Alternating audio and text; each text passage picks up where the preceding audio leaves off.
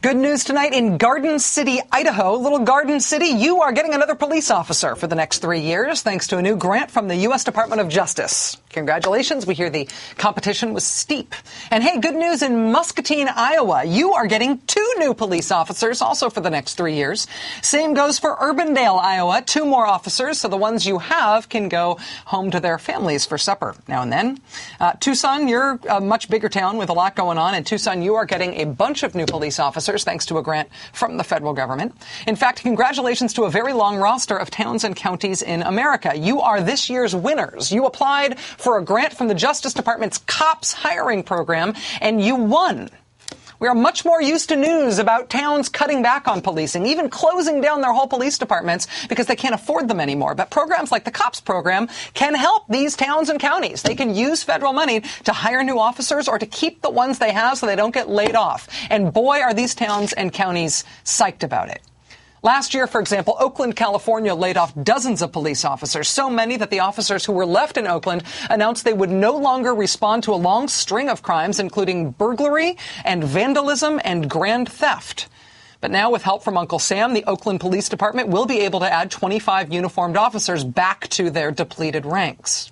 When a government looks at what it can do, what is within its power to keep people employed, to help with jobs, the single most direct thing a government can do is, not fire its own employees.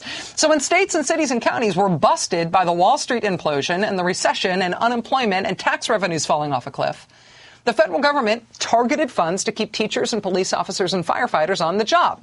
That's for them, it's for their communities, it's for the economy. This is a long-standing principle in U.S. policy. But Republicans last week voted down President Obama's American Jobs Act, including its money for teachers and first responders, to help cities hire them and avoid laying them off. Now Senate Democrats have brought that same proposal back this week as a standalone. Federal money for teachers and cops and firefighters. The kind of stuff that's being celebrated from Claremont, New Hampshire to Waller County, Texas right now when they can get their hands on some federal money.